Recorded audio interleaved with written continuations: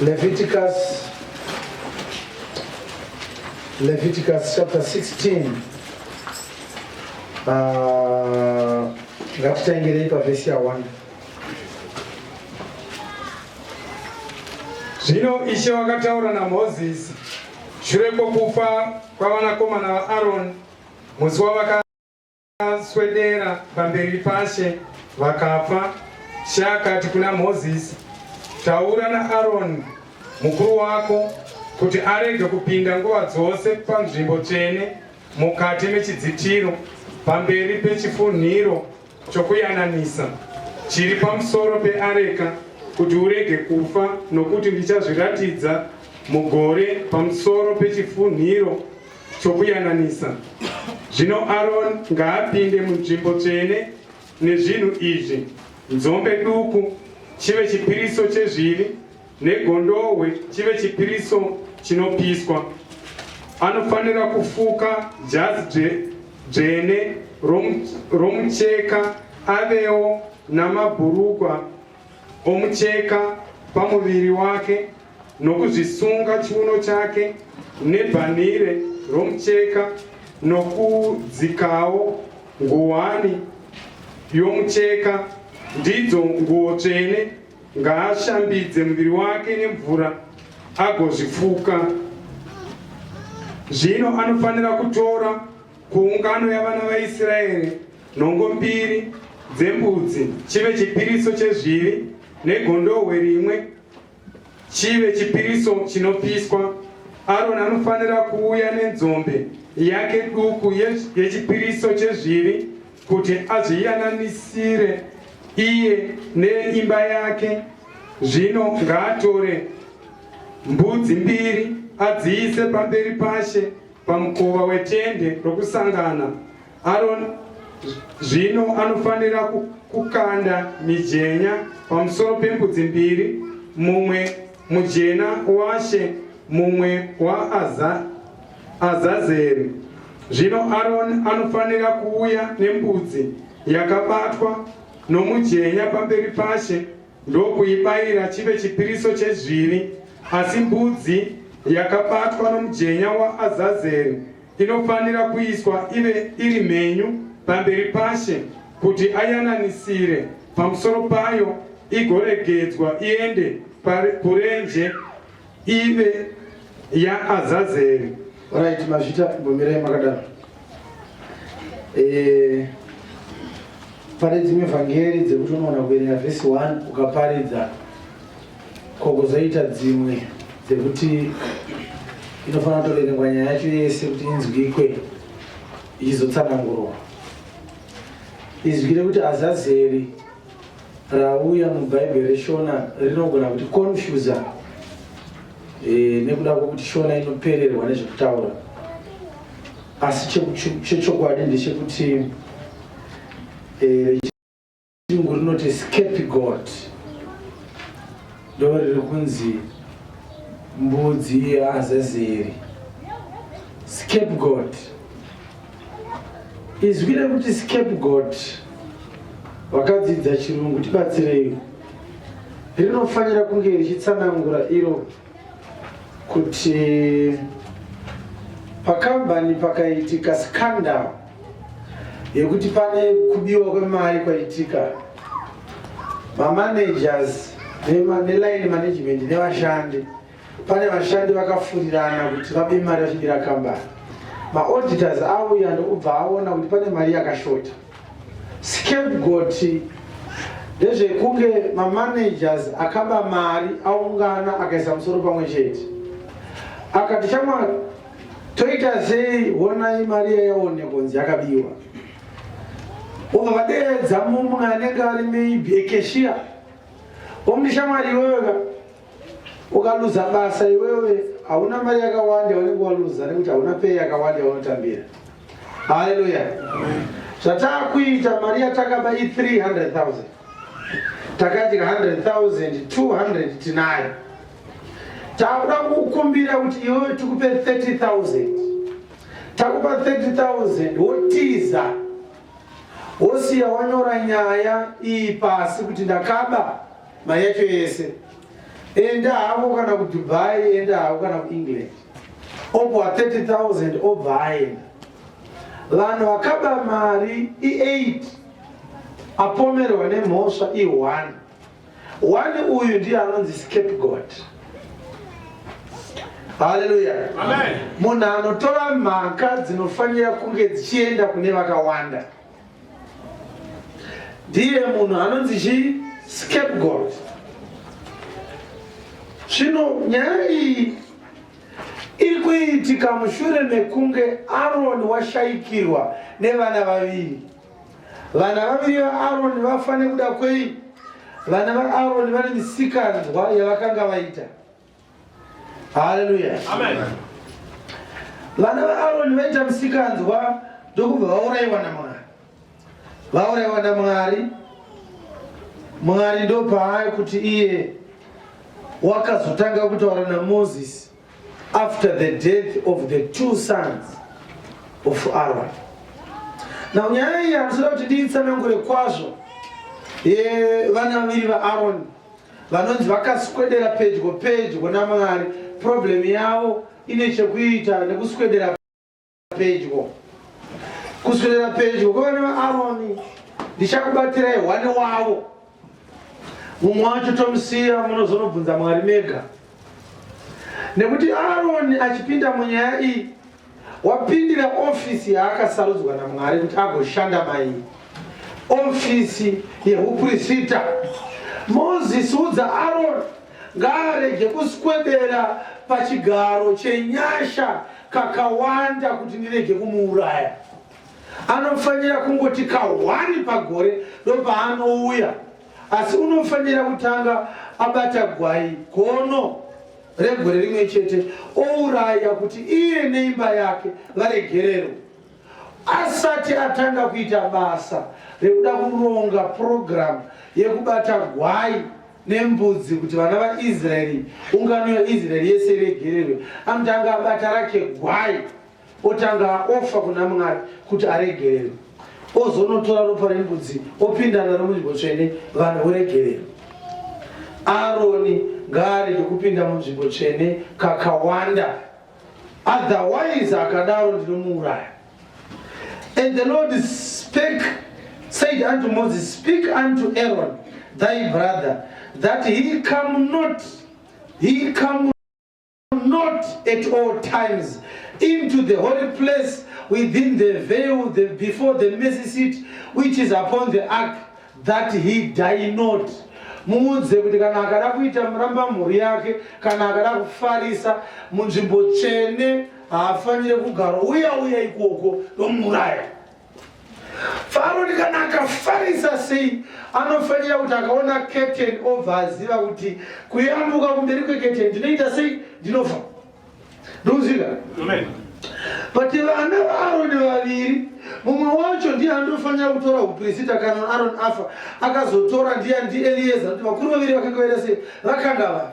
Problem yavo vakomana ava ndeyei, vakaswedera padhuze beyond pavaifanira kuti vaite sei, vakavisa moto. Hallelujah. Vakomana ava ukada kunovaona kuti Kristu zvaari iye muprista wedu anogara nekusingaperi, asina kufanana nomuprista worudzi rwaAaron, nekuti uprista hwaAaron hwakaitwa pasina mhiko, asi uyu wakapinda pauprista kwete seasina mhiko, nekuti aripo akamupikira akati iwe muprista uri kusingaperi wegwara raMerikizedheki. Shoko robva kuti Mwari wakatopika ende haambofa akazvidya munhu. Saka Kristu muprista uri nani kupfuura uprista hwaAaron. Saka Kristu kana ari muprista ada kupinzwa mubasa rekutanga kunopinda panzvimbo tsvene nezvivi zvavanhu. Apa haasati apinda panzvimbo tsvene nekuda kwezvivi zvavanhu, anotopiwa instruction yekupinda panzvimbo tsvene nekuda kwezvivi zvavanhu. Ari kuudzwa kunzi anozofanira kuzviita sei, but asati atotanga andori nevana vaviri vatofa kare. Mhosva yavo ndeyekuswedera pedyo beyond pavanotarisirwa. One of them is John the Baptist. Ukatarisa zvakanaka uchaona kuti John wakaita assignment yakanaka. Handisiri asi anouya. But John haana kuziva kuti kuita izwi reunoda ari murenje kune nyaya dzezviprofita dzinotsanangura mafiro andinofanira kuita. Vanhu vazhinji vanoti John wakaurayiwa naHerodhi, John wakaurayiwa naHerodhi, achiita sekunge John, he is a victim of circumstances. John died according to prophecy. Mafiro aJohn anozadzisa zvakanga zvakaprofitwa kuti John uchafa sei. Shoko rinoti ndanzwa inzwi paRama, vakadzi vachichema vana vavo, zvichitsanangura kuti Jeremia achitaura nezvenzwi raanzwa revakadzi vari kuchema paRama ari kutsanangura kuurayiwa kwevana vari below 2 years. Jesu achiberekwa, chiprofita chinoti patime inosvika Jesu pamuchinjikwa anofanira kunge asina munhu padhuze naye ari 2 years at the same level with him. He must have people 2 years above him or 2 years below him. Anofanira kunoroverwa asina munhu wezera naye. Vanhu vese vanofanira kunge vari 2 years or more or 2 years or less. So vamwe vese vakadimurwa musoro naHerodhi, kukasara John. John was 6 months older than Jesus. Chii chasarira John kuti apupure kuti handisiri ndichiedza, chiedza ari kuuya. Hallelujah, hallelujah. So Ishe wakanga akagadzira urongwa hwokuti uya achapupura pamusoro pechiedza kusvikira chiedza chatanga basa. 30 years dzaJesu, kupupura kwaJohn kunofanira kubva kwapera. Chiedza ochitanga kuratidza vanhu chiedza chake. John oti auya kaini chaita basa rei. But the mistake inoitika pana John ndeyekuti Jesu anotouya, John agotomuziva, agototi iri ndiro gwayana rinobvisa zvivi zvenyika. John obhabhatidza Jesu, Jesu obuda oenda. Vadzidzi vaJohn vototiza John kusara vamwe. Mumwe wevadzidzi vaJohn vakasiya John ndiAndrew, the brother of Peter. Hallelujah. Amen. John achisiyiwa naAndrew aifanira kunge anzwisisa kuti basa rangu rapera. But there was a confusion in the faith. Kana apedza oenda ku hazive kuti kumba kunogarwa sei. John anogara kurenji atopara mhosva yekutadza kupinda muchitendero chekubata basa reuprista mumaoko Zakaraya, nekuti kana ari munhu werudzi rwechiprista akangodzingiswa bedza akanga arumurwa ochitotanga basa reuprista pamwe chete namababa ake. Baba vaJohn was a high priest, saka John waifanira kunge atodzidziswa basa reuprista, but akaritiza ari kugara kurenje. Haigona kudzoka kuzojoina chitendero ichocho ane 31 years, zvanga zvisingaiti. So John was stuck kurenje, basa rapera ukuti hadikani. Vanhu vanotane mune ndopaanoona Herod watora mukadzi wemukoma wake Philip ari kupfuura nemusaidi merwizi Jorodhani, obva aenda ontori mudzenza uri mhombwe, Mwari achakutonga nezvauri kuita izvi. Herod obva ati mubatei. John ndokubva abatwa ndokubva aneswa muchirongo. Mazuva iwayo Herod ndo akabva apromotwa naCaesar Augustus, achibva apromotwa into a king above the other governors. Ndobva kwauya shamari yake Herod kuti aende ayozomukorokotedza makorokoto Herod wapromotwa. Musi iwoyo ranga riri birthday rake, ari kupemberera birthday, ari kupemberera promotion. Apa Herod agara akaipa mwoyo. Ndobva akati ndine mwana anotamba, regai ndimudedze. Kuti mwanangu yautambe, mwana akati ndakaneti. Kusvikira baba vaisa promise kune mwana wako, uya utambe kana mwanangu ndikukupa chaunoda, kunyange hafu yeumambo wangu. Mwana ndokubva atamba ndokubva apedza. Vanhu vakafanira kuseka kuti mwana mutamba. Pamaitamba zvechiBrazil zvesamba dance, amen. Ndokubva anzichitaura zvaunoda, akati ndonobvunza mama. Amai kunobvunzwa vakati toda musoro waJohn uri mundiro. Kutamba kwese kwawaitawo haasida kutaura ega, ada unobvunza amai. Herod wakanga asingade kudimbura musoro waJohn, asi zvinonzi wakati ndikarega kumupa vanhu vandinzwa ndichivimisa mwana wangu kuti chero chaunoda. Mazambo enguva iyoyo akapromisa chinhu, waimanikidzwa nepresidential oath kuti agone kuregedza kuti zvaanenge apromisa. Musoro waJohn ndobva wadimburwa, ndokubva yaenda kuna Herod mhaka yekufa kwaJohn. But uchanoona kuti John haana kumbobvira akaitirwa utsinyana John naHerod John, nekuti Herod ukanoverenga nhoroondo yemukadzi waari kugara naye, mukadzi wemukoma wake Herodias. Mukadzi waHerod akatorwa kumukoma waHerod. Vari vaviri, Herod naPhilip, they are brothers, they are also governors. Herod is the tetrarch of Galilee Philip is the tetrarch of Judea. Hallelujah. Chii chiri kuitika ukanotresa mukadzi atorwa naHerodhi kumukoma wake, history yake muzukuru waJezebheri, mukadzi waAhabhu, anobva mugenealogy yekupi? YekuSidon. Nekuti Jezebheri is a princess of Sidon.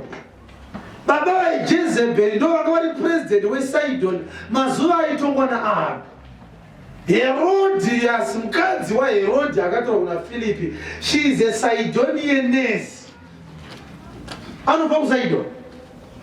History yake anobva muimba yeumambo. Ndokusaka uchiona kuti Herod anonoita non-aggression pact naking of Sidon pa8 chapter 12. Zvakazosaka urewe naMwari anga aita chibvumirano chekuwirirana, chiri chibvumirano chatanga pamukadzi wake akanowirirana naatezvara vake, katiwiriranei.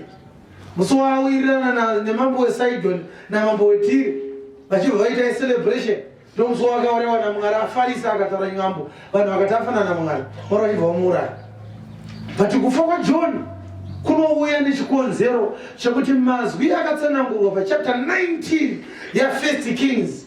Apa achidzoka kuMount Carmel achiudza mukadzi wake Jezebheri kuti vaprofita vako 400 vaureva naprofeti Elijah. Jezebheri anoti pavhesi 1 nevhesi ya2, vaMwari vedu ngavandituke varambe vachidaro ndikasadimbura musoro waElijah sezvaitwa misoro yevaprofita vangu naElijah.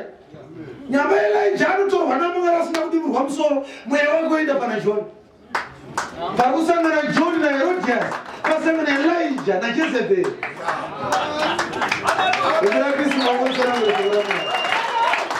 Hallelujah. Saka zvanga zvakaprofitwa kare chaivhefera kuti zvizadziswe. Saka Arona achida kutanga basa anenge aluza vakomana 2 vaswedera pedyo nenzvimbo chena. John waparidza musha ndisina anoya, haana mistake yaakaita. But musi waanovharirwa naHerodhi anotuma vakomana vake onobvunza Jesu pamberi pechechi. Tatumwa namaster wedu John kuti tikubvunze kuti ndimi here Messiah kana kuti tomirira mumwe. He went too close to the holy place. Chinja nai John inga wakaninongedzera vanhu ukati ndimi mondeireva uyu ndimondeireva ukatotiponeswa ine uyu. What changed your message? Chakachinja message yake ipain. Ende zvinoshamisa kuti pain yakafana yakasanganikwa naye naJohn muministry yake yaifanira here kuita shoma pane pain yangopinda musea. John lived in the desert. Aifanira kuve munhu ajaira pain. Chii chakasaka achitomirira mumwe? Fear yakamupinda. Hakuna munhu anga asingatye Herodhi kunze kwaJesu akamuti igava. Vanhu vese vaimutya.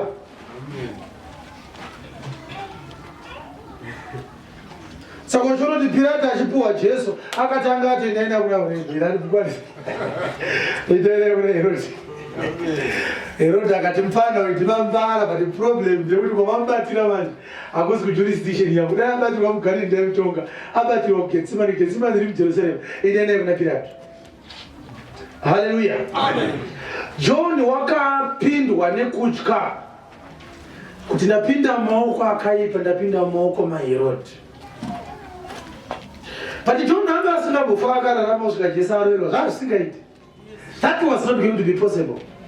Sezvakangoitawo Moses kuti anga asingambofa akapinda muKenani, zvisingaiti. You see, kana Mwari achitaura nevanhu anotaura navo palevel yavo. Anapita vakanga vakumuziva vasimba zvoti pavanoti ivo ndoda kukurangaridzai nyaya iyi ndisati ndapwanyirwa tebhenekari ndakaratidzwa naShe, vakanga vakuziva kuti death yekuora kwenyama hachisi chinhu kana ndiina Kristu. But gena iri vanga vasati vakuziva kuti kune chimwe chiriko kuseri kweguva. Saka vaitaurwa navo Mwari achiconsider kutya rufu kurima vanhu. Saka uchiona kuti chapter 15 yavaKorinde ipapo tichanzwa shoko rekuti rufu rumborera rwako rwuripiko, zvawakakundwa rufu harusisina simba. Kana waponeswa rufu rwokunzi wafa, harusisiri chinhu chaunofanira kutya, nekuti wakuziva upenyu usingaperi wakakumirira. But vakomana vanga vasingazvizive vaitya. Pauro anoti kuna Timoti, kurumidza kuuya, ndaapatuze kudururwa. Ndine dilema yandinayo, ndikuona kuti ndikafa ndinenge ndapfuma, ndikararama mune maitirwa nyasha, handisi kuzondoita sei. Kuparidza kuvanhu vatakura shoko kwavo. Iwe ndokarota wachifonomoka zvine pawa. In the name of Jesus. Unotya kufa. Ukaona uchiti ukafunga kufa, hana yako yonorova isaini yekuti Kristu akauya uri kuenda kumoto iyoyo. Korekta upenyu hwako kuva ichiripo. Anotoshandisa hana yako. Unonzwa Pauro achiti, zvino kana hana yedu ichitipa mhosva, ko Mwari haasi mukuru here kupfuura hana yedu? Hana yako inokutaurira kuti hazvina kumira mushendikadoro. Ndikuzvile here?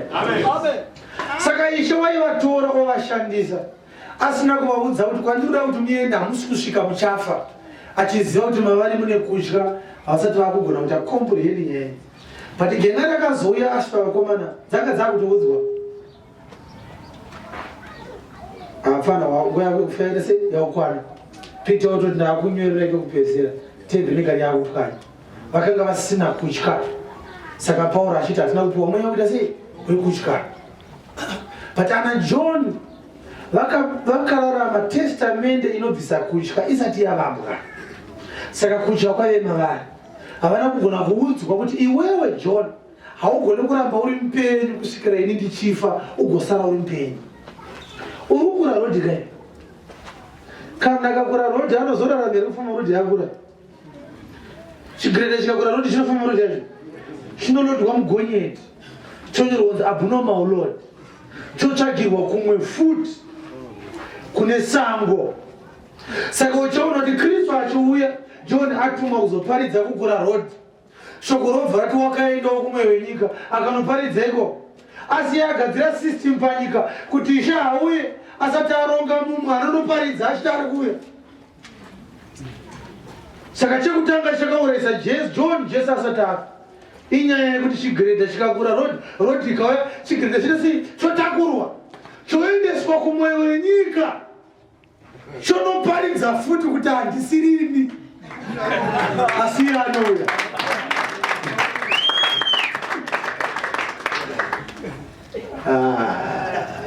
Shongweni.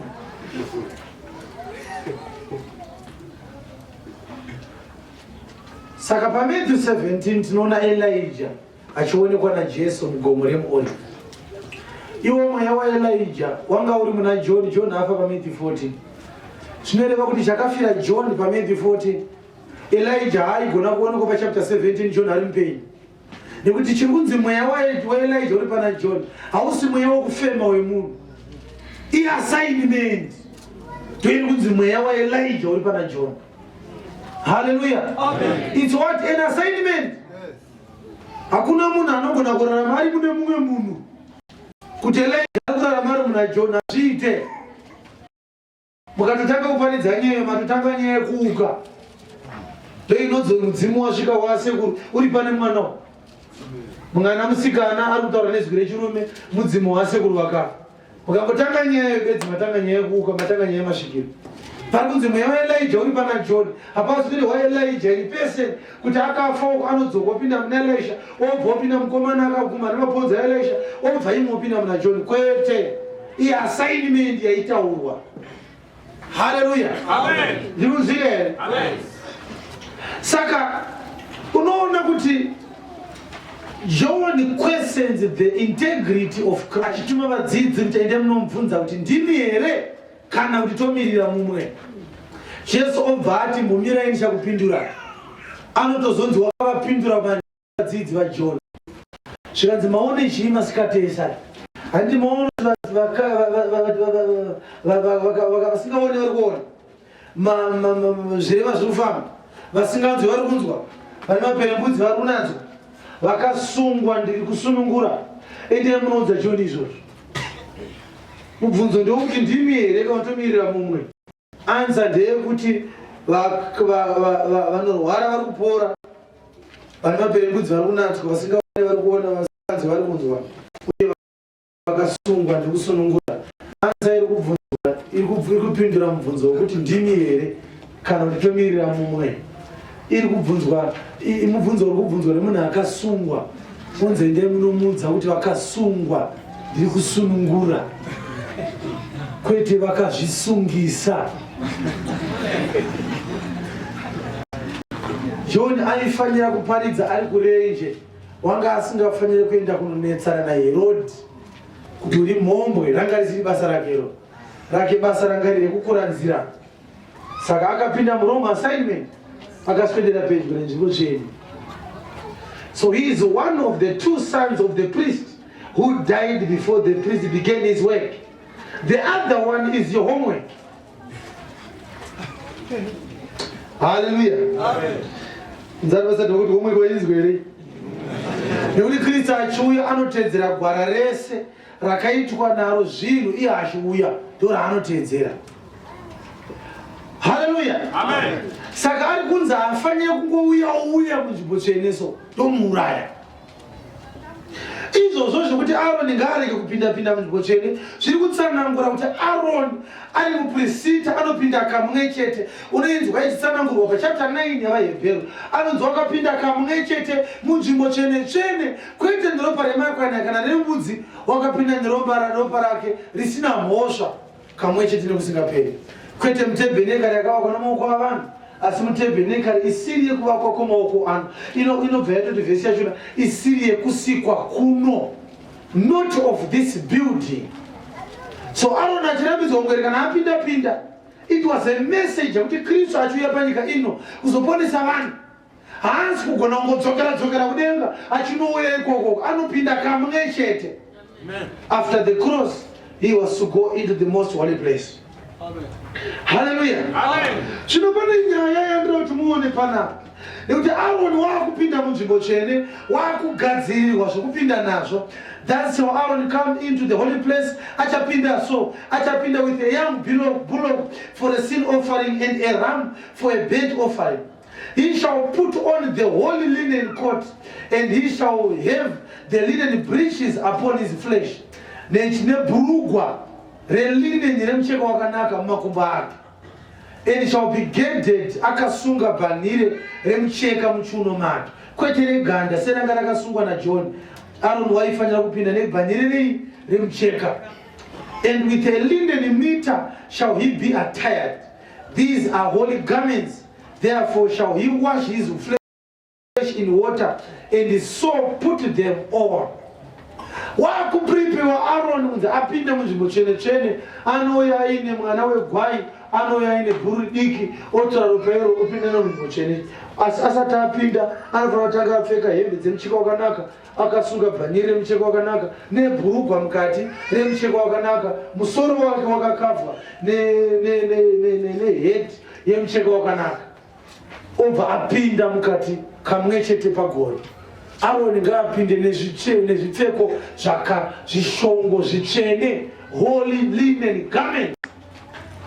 Now, this matter is a very sensitive matter, because you find that when Jesus was being crucified, hembe dzake dzakapfeka dzakagovana vakakanda mujenya.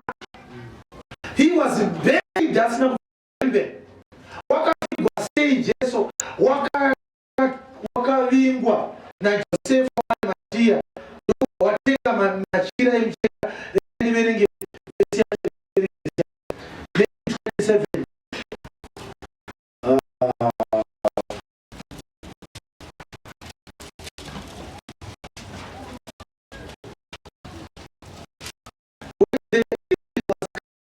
They came a rich man of Arimathea, who was Jesus. He went to find the body of Jesus. Then Pilate commanded the body to be delivered. He taken the body,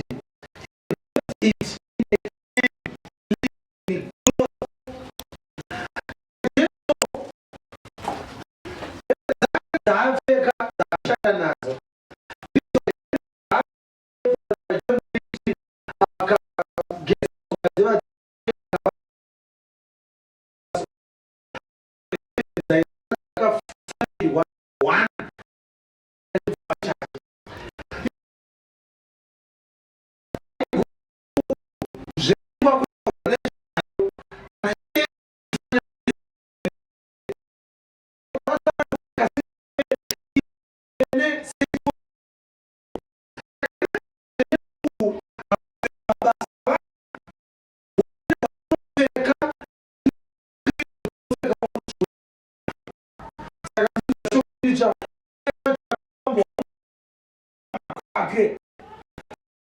achizoita holy, haaite holy by himself.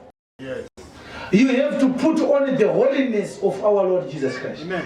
Yes. Hallelujah. Saka kurama uku kuri evangeli. Paul kunzwa shoko raMwari rinenge richikubvisa tsvina, richikupfekedza kurama. Kunzwa pachata Efeso kunzwa mwenumidze kuzo.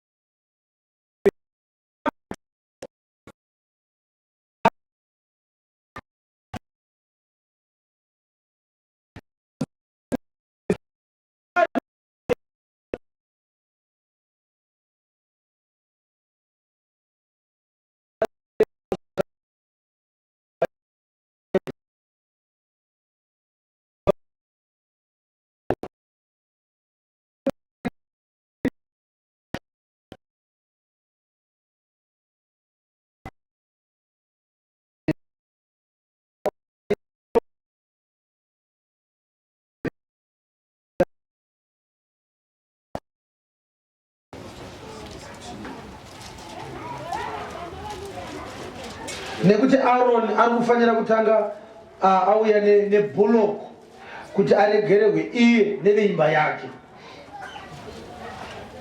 Chapter 16 verse 6. Yes. Aroni unofanira kuuya nenzombe yake duku. Aroni unofanira kuuya nenzombe yake duku yechipiriso chezvivi kuti azviyananisire iye neveimba yake. Maona nyaya yacho kuti Aroni adivide church into two. Vana vake vari kutoyawo mutemberi pamwe chete naye, but ungano yese isati yaregererwa anombotanga auya nenzombe. Iye Aroni nevana vake vombotanga varegererwa, chechi yese yezoregererwa.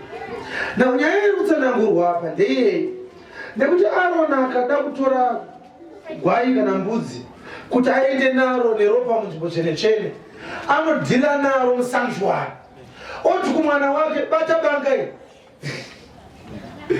undibatsire kuvhiya mbudzi. Akatora gwai iye aregererwa aiwana, obatsirwa kuvhiya mbudzi yacho nevana vake, ochitora ropa opinda naro munzvimbo tsvene, anourayiwa nekuti abatsirwa naana mambara. Saka God is preparing the house of Aaron kuti asati aenda nenyaya dzevanhu vese iye atombokwanisa kuenda nadzo. Uchabatsirwa nevana vako kuita chipiriso chinopiswa nechipiriso chechivi chavanhu veimba yose yaIsraeri.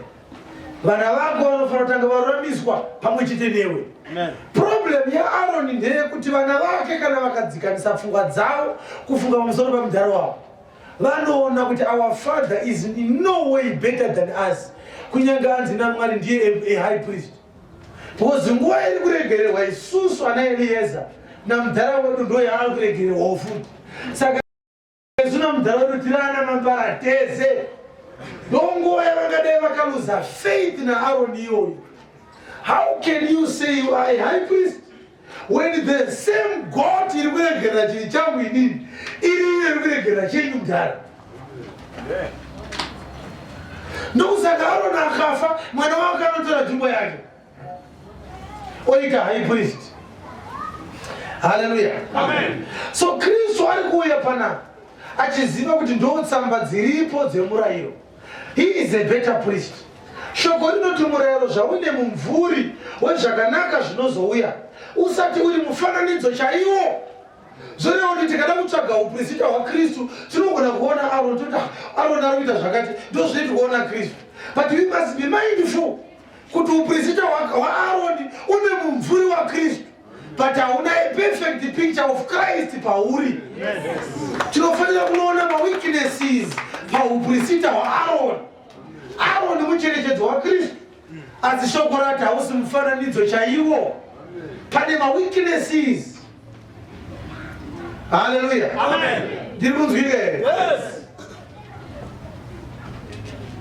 So Aaron achitanga uraya nzombe kuti iye aregerere. Ari kuparidza kukundikana kwesungano yemurayiro.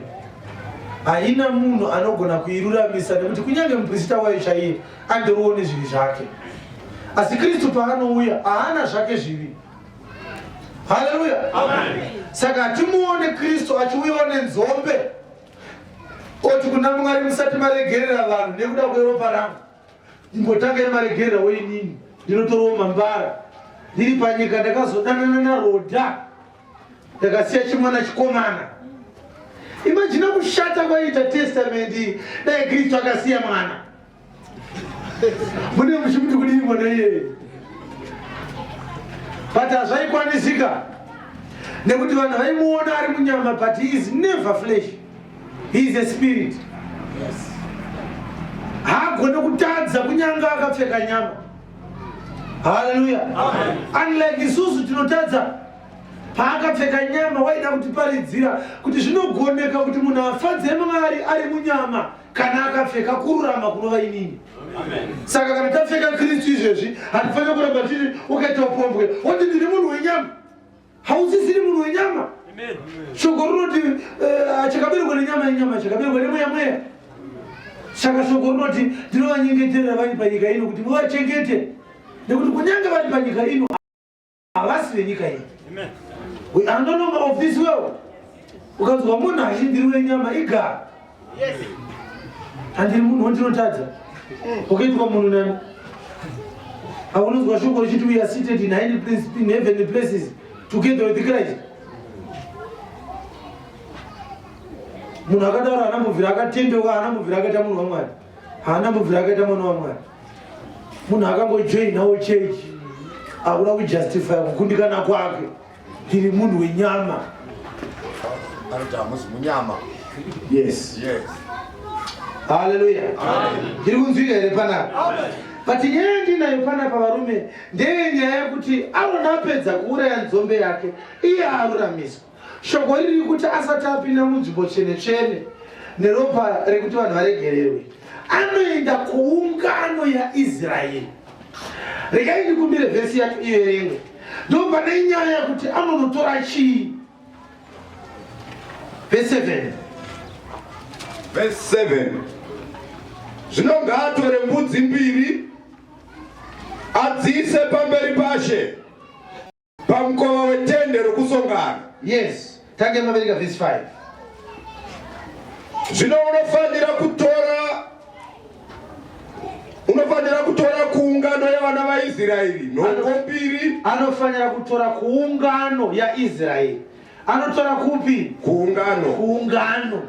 Iri nzombe yaanawe aitsvaga ega ndeyake ndandi ada kunoregererwa. But nyaya yekuti vanhu varegererwe manje, anonotora kuungano yaIsraeri. Anotonotsvaga nhongo mbiri pakati pevanhu vakatadza. Ndipewo chimbudzi, zvikono uya nazvo. Yes. Unofanira kutora kuungano yavana vaIsraeri nhongo mbiri dzembudzi chive chipiriso chezvivi, negondobwe rimwe chive chipiriso chinopiswa. Yes. Verse 7. Zvino ngaatore mbudzi mbiri adziise pamberi pashe. Yes. Pamukova wetende rokusongana. Yes. Verse 8.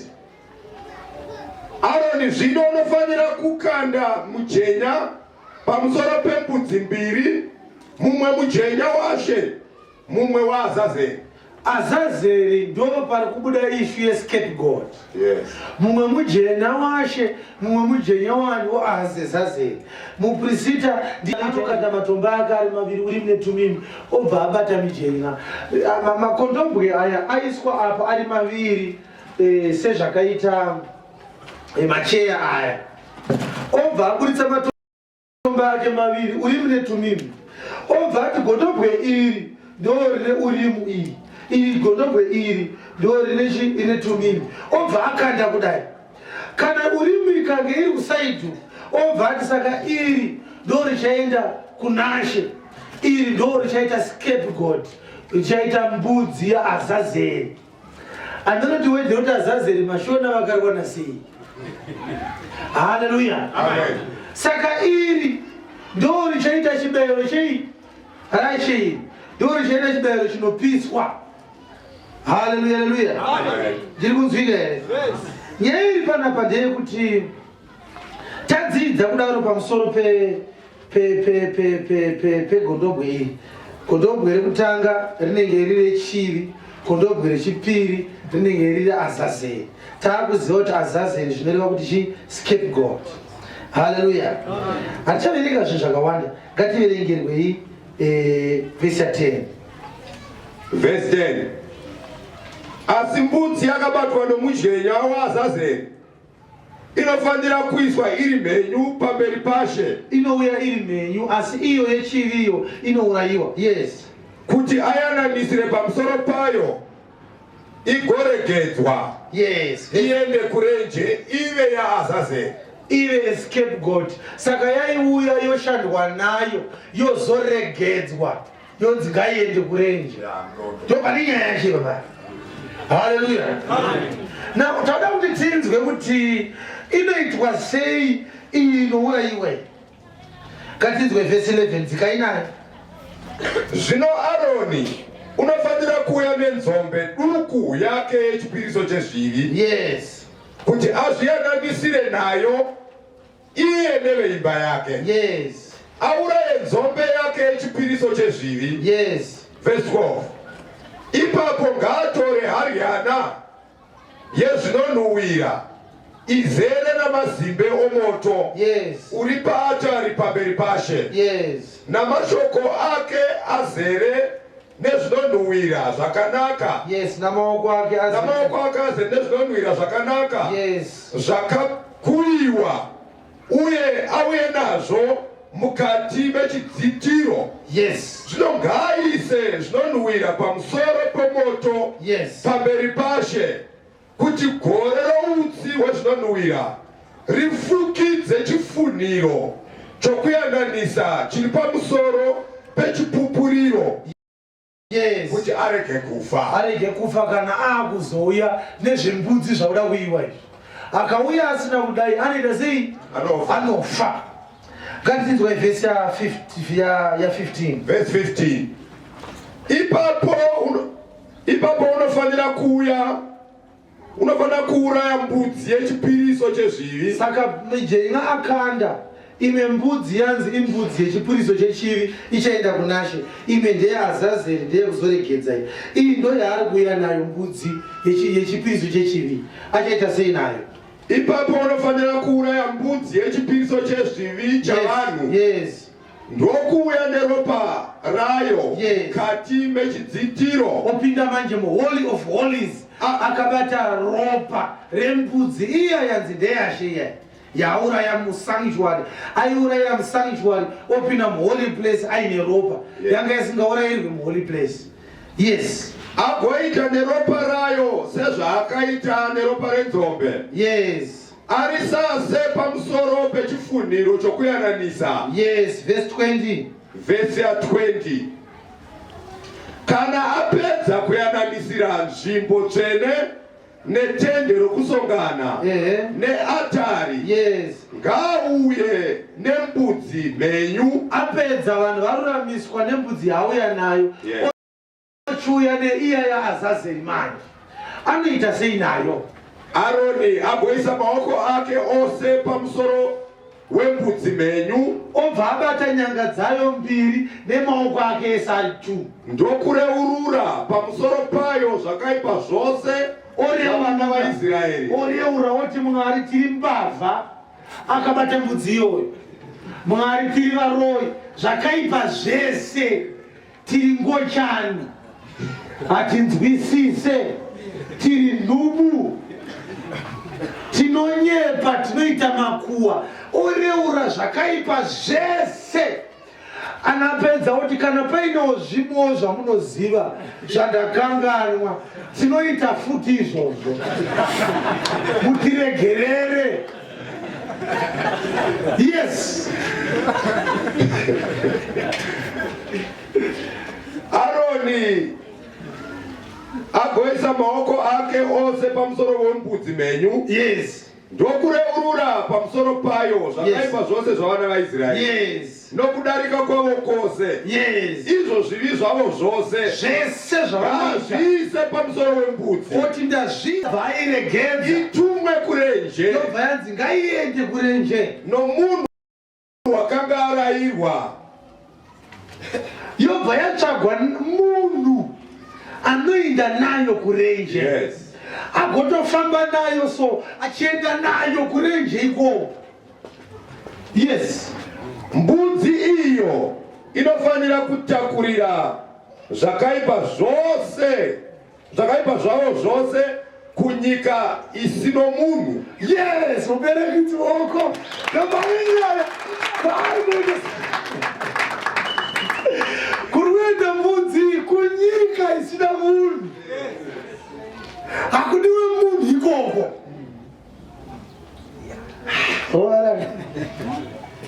Saka muchaona kuti Kristu uyai pano. Kristu wauya akapfeka nyama. Ndichaitsanangura kusvikira vanhu varutsa nyaya iyoyi. Regai ndidzokorodze kuti Kristu wakauya akapfeka nyama. Sezviri kutaurwa naPeter kuti ndafunga kukurangaridzai chinhu ichi ndichiri mutebhenekari iyi nekuti yava pedyo kupwanywa naShe. Ndo zvanga zvakaitawo Kristu. Anga akapfeka nyama iri temberi yake. Vhesi yacho taiverenga pano mazvinzwa makuseni achiti pwanyai temberi iyi, ini ndinoimutsa mazuva 3. Shoko robva rati waireva temberi yemuviri wake. Saka temberi muviri wake. Vanhu vari kuramba nyaya yekuti Kristu wakauya akapfeka nyama, achifamba akatakura nyama. Vari kuti iye ndiye akanga itori nyama yake.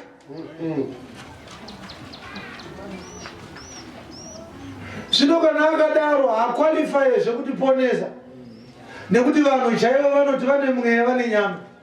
Iye akauya ari nyama bedzi asina mweya, anoita munero. Chinenge chiri chitunhadzo chiri kufamba.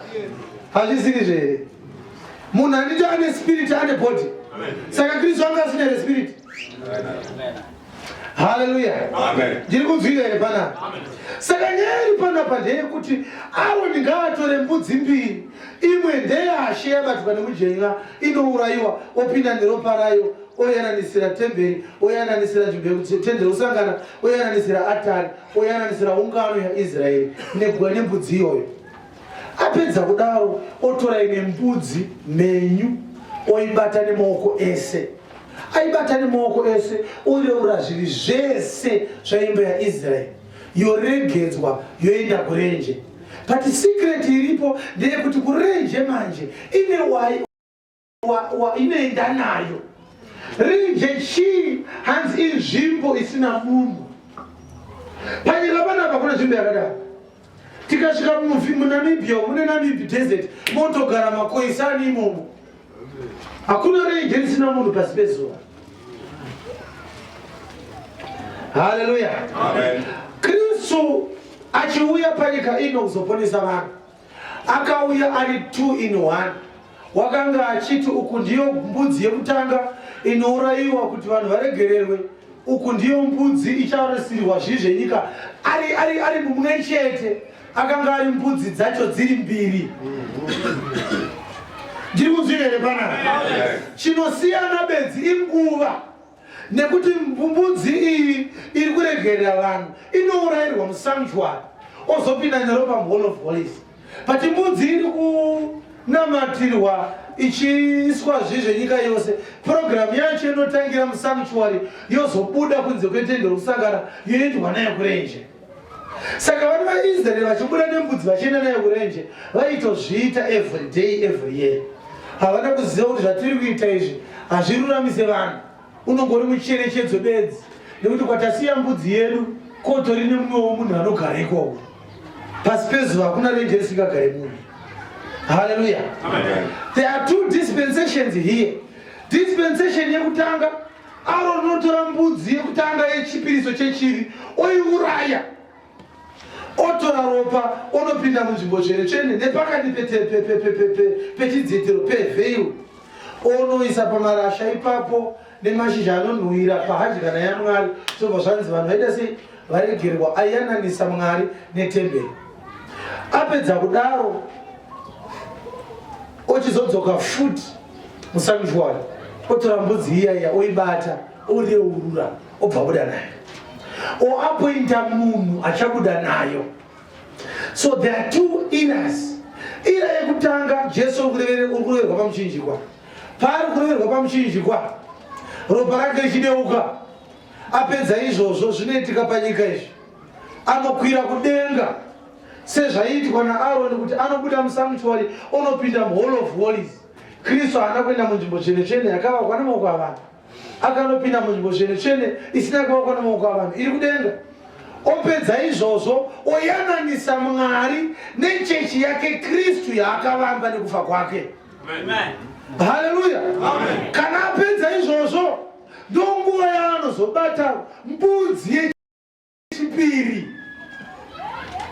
Now batisisai mazwa.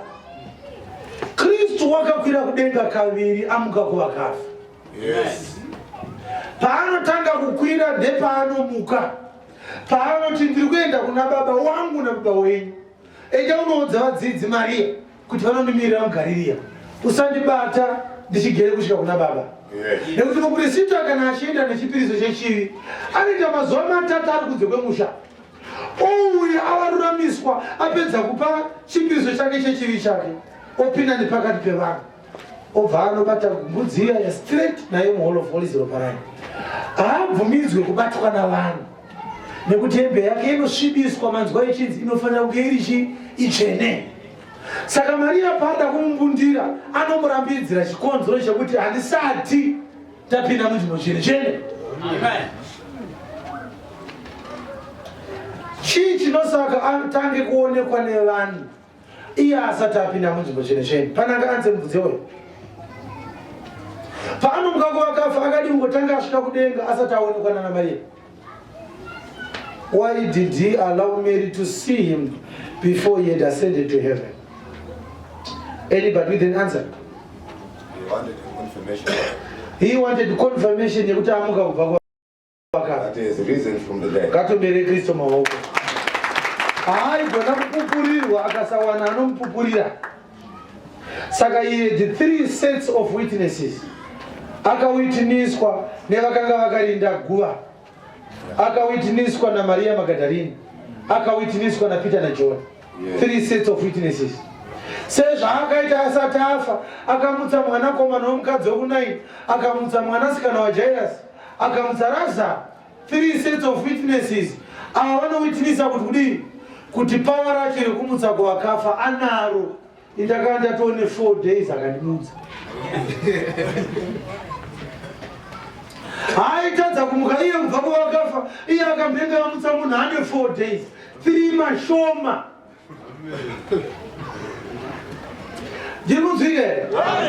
Saka wakwira kudenga, wanozviita mbudzi yechivi, gwai rinobayirwa chivi chavanhu.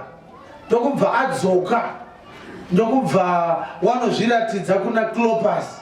Anapita vachichema kuti taenda kuguva tadedzwa naMaria, tamushaya. Anobva anzi wakazvaridza kuna Clopas. Clopas asati asvika kuEmaus wakangosvika akutofamba naJesu.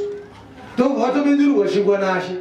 Pavakambomuziva kuti ndiye, iye akabva atsakatika. Ndobva vati hatichatombogara, takudzokera kuJerusarema.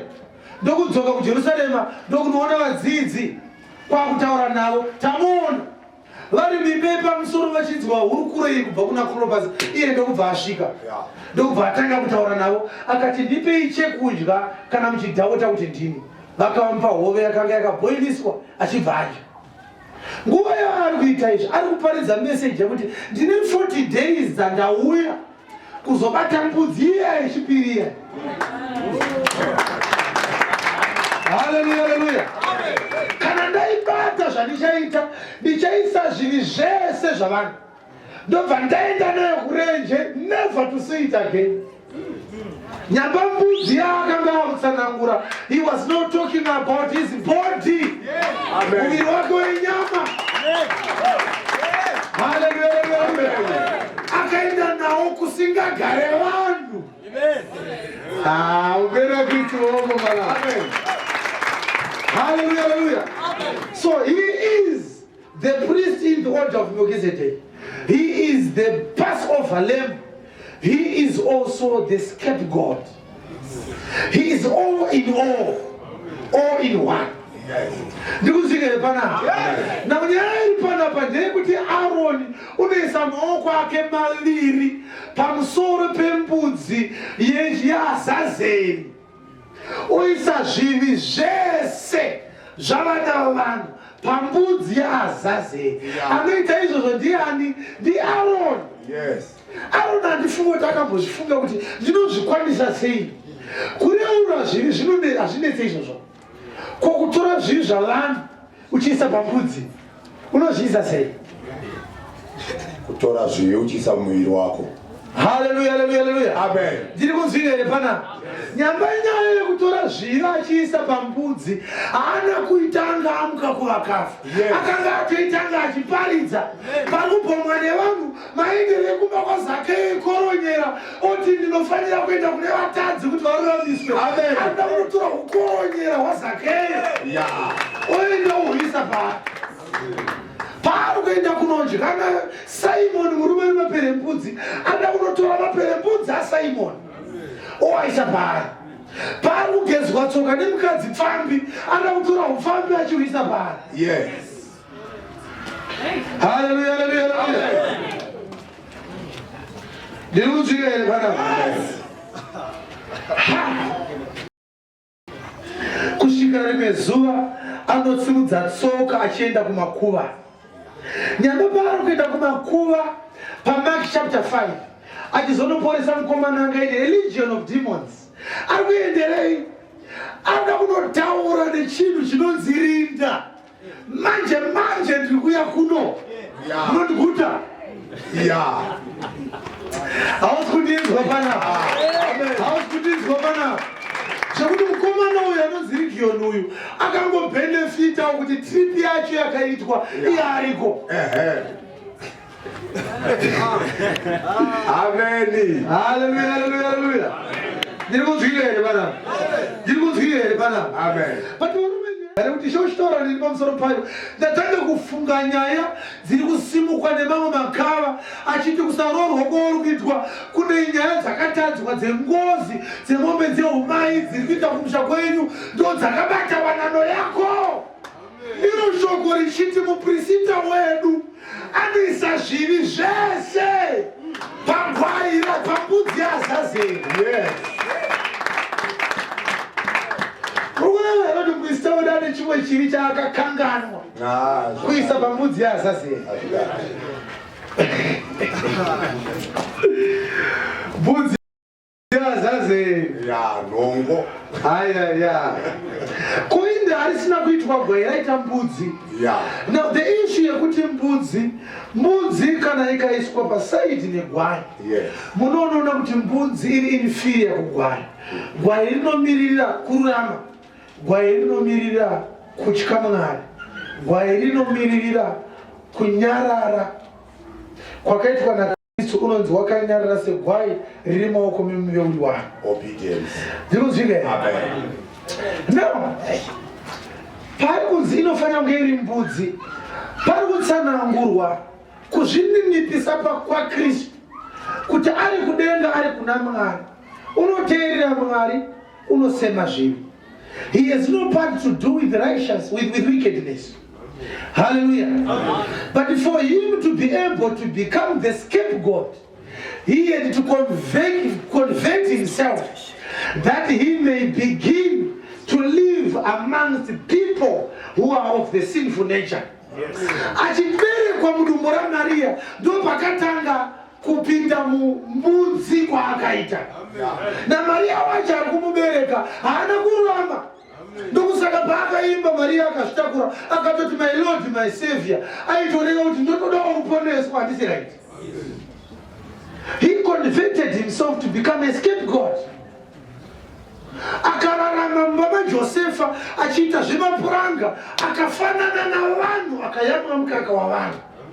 Akararama mumurayiro, akadzingiswa. Zvese izvozvo kudenga hakuna zvinhu zvakadaro. Christ does not need to be circumcised because he is the essence of circumcision. Amen. He converted himself to be a scapegoat. Apedza kuzviita scapegoat anenge ari priest. Foot anozvitora ozviuraya. Nekuti gwai mbudzi iyi yekutanga inorewa nemuprista, mbudzi yechipiri inoiswa zvinhu zvayo nemuprista. Saka kana azviita mbudzi yechivi pakudiwa muprista anouraya mbudzi, ndiye muprista wacho. Saka hapana anomuuraya. Regai tinzwe vhesi yacho, ngatinzwe John chapter 10, ngatitangire pavhesi 11. John chapter 10 verse 11. From verse 11. Mashoko akanyorwa anoti ndini mufudzi wakanaka. Yes. Mufudzi wakanaka unorashira makwai ake upenyu bwake. Mufudzi akanaka akutsanangura ma credentials a good shepherd. Zvoreva kuti pakati pedu pakazosimuka mumwe achiti ininiwo futi I am a good shepherd, tinomuvhurira vhesi iyi. Vhesi iri kuti mufudzi akanaka anorasira makwai ake upenyu bwake. Munofanira kurasa upenyu hwenyu nekuda kwemakwai. Zvinoimba makatanga chechi makangotenga stendi hamuna kurasa upenyu. Saka you are not a good shepherd. You are a fake shepherd. Amen. Yes. Verse 12. Muranda usati uri mufudzi wa makwai. Kana wahaiwa nemufudzi makwai asati ari ake. Haasi muridzi wemakwai muranda. Unoti kana achiona bere richiuya, akaona bere so muranda, unosiya makwai ndokutiza. Anotanga kutiza so. Bere rinoabvuta nokuaparadza. Bere rinoita zvarinoda. Ndozvakaitwa neuprista waLevhi, waituka kana nyaya dzaoma unotiza. bere ndikurehwa ndiSatani. Amen. Uye ovhiringidza chitendero kusvikira kwamuka maFarisi. Hazvizivikanwa kuti maFarisi akapinda sei mubhaibheri. Hamuna wedzi kuti muFarisi pakavambwa testamende yemurayiro. There were no Pharisees, there were no Sadducees, there was no Sanhedrin, there were no lawyers, there were no doctors. But at the time Jesus appears, we see one Sanhedrin. Yeah. Synagogue, muungano ya Israel, hamuna synagogue. Iberi rakauya. Maservants akatiza. Bere rikauya rikaita zvikasakadza makwai. Yes. Verse 18. Unotiza zvaari muranda. Vanotiza nekuti varanda. Haana hanya nemakwai. Hakuna muranda ane hanya nemakwai. Verse 14. Yes. Ndini mufudzi wakanaka. I am the good shepherd. Ndinoziva makwai angu. I know my sheep. Namakwai angu anondiziva ini. My sheep know me. Verse 15. Verse 15. Baba sezvavanondiziva. My father as he knows me. Neni ndichiziva I baba. also know the father. Ndinorashira makwai angu upenyu I hwangu. lay down my life for the sake of my sheep. Verse 16. Yes. Namamwe makwai ndinawo. I also have other flock Asati ari edanga which rino. are not of this fold. Naiwo ndinofanira kuuyawo nawo. Them must I also take with me. Achanzwa inzwi rangu. They shall hear my voice. Richava boka rimwe. I shall have one fold, one shepherd. Verse 17. Makwai asiri danga rino maGentiles. Yes. Aifanira kuzotorwawo kusango kunonzi naPauro mangamiri mizambiringe yebundo. Yes. Mopinda mudanga rinonzi New Testament rine mufudzi one anonzi Kristu. Yes. Verse 17. Saka baba vanondida. That's why my father loves me. Nokuti ndinorasha upenyu hwangu. Because I lay down my life. Ndiko kutorazve. I also pick it up again. Verse 18. Verse 18. Hakuna munhu unonditorera iwo. Nobody kills the gods. Asi ndinourasha But ndimene. the priest in the order of Melchizedek. Ndine simba rokuurasha. I have power to destroy, to kill the god. Uye ndine simba I rokuutorazve. also have power to lift him up on the third day from resurrection. Uyu murayiro. This is actually a law Ndakaupiwa na baba vangu. given to me of my father. Yes. Saka akauya anzi usazonourayiwa kana wasvika Enda ipopo. unofa. Enda unofa. Amen. Hallelujah, hallelujah. Ndirikunzwika here pana. Ndirikunzwika here pana. Amen. Hallelujah, hallelujah. Yes. Saka ndozvaakaita muprista wedu. Anoti uku ndiye muprista, uku ndiye mbudzi yacho, uku ndiye gwai racho, uku ndiye anonomira pamberi paMwari. Ndiye mufudzi weboka. Hakuna anomuuraya. Zvakaitwa namaJudha ndiye aitoita kuti vazviite. Yeah. Hallelujah. Amen. Ndiri kunzwika here? Yes. Ndokumbira kuti simuke tose.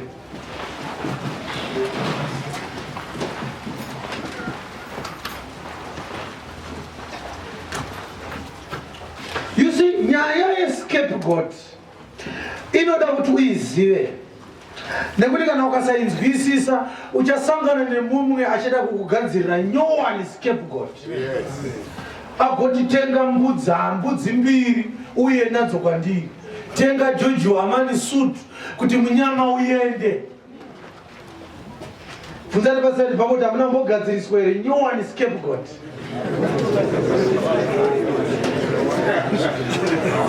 Mbudzi yaAzazeri inotorwa pakati pevana veungano yaIsraeri. Nekuti Jesu achiberekwa, wakaberekwa ari kurudzi rwaJudha. Yes. Saka imbudzi yakatorwa pakati peungano yavana vaIsraeri. Amen. Hallelujah, hallelujah. Hapana chaakapotsa chaMwari pakuponesa vanhu. Wakazadzisa gwaro rese. Hana kuberekwa pakati pevatorwa. Unonzwa achiti kumukadzi waSamaria, ima muzivi chamunonamata, isu tinochiziva nekuti ruponeso runobva kwaJudha. Yes. Hallelujah. Amen. Are you hearing me? Yes. Are you hearing me? Amen. Nyaya yakanakira pakuti mukomana uyu, murume uyu, muponesi wedu wakaunganidza zvivi zvese. Achibva atora mbudzi yacho, achibva aenda nayo kure kusingagari vanhu. Now I want you to understand this. Mubvunzo wavo wekuti ko chivi chakabvepi kudzoka muchechi yaKristu? Kana chivi chakaunganidzwa chakadzokeredzwa pana Kristu akaenda nacho kure. Chakadzoka rini? There are two answers to this question. Yes. Answer yekutanga ndeyekuti chivi hachina kumbodzoka. Ukatoona chivi chawanikwa, ziva kuti hapana Kristu poona chivi ichocho. Vanhu vakangounganawo, crowd haisi ungano yaKristu. Amen. There's a difference between a church congregation and a crowd. Crowd yakafanira pazindoga bope revanhu. Hallelujah. Amen. Marize bope remutsanangurwa. Mukaverenga zvakanaka pabhuku yaMark chapter 5, unonzwa zvichinzi Jesu achisvika kumba kwaJairas, akasvika vamwe vachichema, vamwe vachiita mheremhere, vamwe vachingoita bope. Yeah. Akaita sei? Akati munhu wese out. Akasara nemusikana waJairas vari 2. Yes. Panga paine vaingochema chema. Akati endei munopedzisira panze. Ndokuchema kwataverenga masikati. Kurunzi naPauro ndakakunyorera tsamba ikakuchemedzai. Asi kuchema kwenyu kwakanaka, nekuti kuchema kuna Mwari kunounza kutendeuka. Asi kuchema kwavanhu kunounza rufu. Yes. Saka panhamba paJairas panga paine vachemi vaichema zvinounza rufu. Akati achisvika achiti keep your peace, be calm, the damsel shall live again. Zvinonzi they mocked him. Vakati anorwara, anofanira kuchena musoro kati ziye munhu anenge afa. Chikonzero chechipiri chinosaka chivi chiwanikwe pavanhu. Chekutanga ndachitsanangura ndechekunge vanhu vaungana vachifunga kuti vari pachechi vari pashirai. Chikonzero chechipiri ndechekuti vanhu havasati vadzidziswa zvakaringana kuti akaunganidza zvivi zvese pambudzi yaAzazeri. Saka uchiona munhu achitodada kuti ndinotadza ndiri munhu wenyama, saka makuwaya ndichiri kushanda nawo nyasha acharegerwa. Everybody can sin. Hapana angati anoda atadze pana. Kana pasa chaiva vanotadza. Akaberekwa naMwari aite zvivi. Hallelujah. Amen. Iri kunzwika here? Yes. Unofanira ukatadza so wozvidemba nekukungura nekuchema woti Mwari ndiregerere, ndipei simba, handidi kuita chinhu chakadai chinonyangadza zvakare. Shoko rinoti kana tikaramba tichitadza tiri kudzimbira mavanga aKristu. Yes. Tinoroverera Kristu pamisana yedu zvakare. Wakaisa zvivi ukaisa utera hwese pambudzi yaAzazeri, ikanzi ngaiwane munhu anoenda nayo isadzoke pakati pevanhu. Sin was cast away from our midst. Where are we taking sin from? We are not born of God. Yes. Hallelujah. Ndikunzwika here panapa. Munhu akatakura Kristu anomubvunza kuti munhu waMwari kumusha kwekurohwa guva ndoita sei uchida counseling panyaya yakadaro. Iwe shamwari, nyaya yekutaura yakaiswa pambudzi yaAzazeri kudhara ikatoendwa nayo hatisina nyaya dzakadaro isi pano. Ndikunzwika here nyaya panapa. Ngekuti kwenyu kune chirwere chemaziso, iwonzi unobatwa nechirwere chemaziso, ndonyaya dzakaiswa pambudzi yaAzazeri kudhara idzodzo. Shoko rinoti tsumo yamunotaura iya iripi? Inoti madzibaba edu akadya mazambiringa, vana vonzwa ugugu. Ichakwana nguva yandichabvisa tsumo iyo pakati penyu. Anenge aita zvivi acharipira mhaka dzake. Kana baba vakatadza mwana habatwe nechivi ichocho. Yes. Hallelujah, hallelujah. Amen. Saka chirwere chemaziso chakabata dzinza renyu. Tsumo yacho yakabviswa pambudzi yaAzazeri. Hallelujah, hallelujah. Auchanzwa ugugu iwewe. Wechivi chakabata madzibaba ako. Amen. Hasivana mukanya hatibviri kuvakadzi. Zvakaiswa pambudzi yaAzazeri kudhara izvozvo. Suri kana uchiri mukanya. Muchechi yaKristu hamuna mukanya. Yes. Uri gawa. Ndikutaura shamwari, kana uchipinda zvemutumbo uri muno muzivo kuti uri gawa. Nekuti uri kutora chivi pambudzi yaAzazeri wodzodzera pauri futi. You are a child of God, full stop. Unotakura ropa ropa rinotaura zviri nani kupfuura raAbheri. Yes. Rako ropa rinodaira kururama kwaMwari. Rako ropa rinodaira kushoko raMwari. Rako ropa rinodaira muupenyu usingapere. Hauna ropa rinotsvaga zvekuchiva kwenyama ino. Hallelujah, hallelujah, hallelujah. Amen. Hallelujah, hallelujah, hallelujah. Amen. I cannot carry your sin. I do not have that ability. Yes. Jesus Christ is our scapegoat. Indeed. There is no wristband that can take away your sin. Amen. There is no anointing oil that can cover for your sin. Tinongorembo the 1 year zaze. Yakabatwa nemaoko maviri aAron. Rimwe ruoko nderwenyasha, rimwe ruoko nderwekutenda. Ndo maoko maviri aAron akabata mbudzi. Kana tabata nyasha nekutenda, tatonatswa neruoko rwaKristu. Hatidzokere muchiri zvakare. Hallelujah, hallelujah. Amen. Chitondowani kuti kumusha kwedu kunongofa vanhu vachitenga mabhasikoro bedzi. Ndezvembudzi yaAzazeri izvozvo. Ndozvaakaendera kudenga, ndozvaakadzokera izvozvo. Akaita 40 days ari pakati pavanhu. Akati handei mukombo reMorifi. Munoona mbudzi yedu ichiendwa nayo. Hausi kukuidzwa vanhu. Zvino vanhu zvavakati vari mukombo wakatanga kukwira kudenga vakatarisa. Nekuti shoko rinoti mbudzi yaAzazeri inopiwa mumwe anoenda nayo. Akaenda nayo ikasazoonekazve. Amen. Haubereki chiruoko chezvanhu. Mbudzi yaAzazeri. This is a wonderful sermon. Ngatikoti mbudzi yaAzazeri. Simbiswa neshoko irori. Amen. Iende kunorarama upenyu hwokutya Mwari. Ita rusha rwekufarira Mwari ndichinamata ichinomata.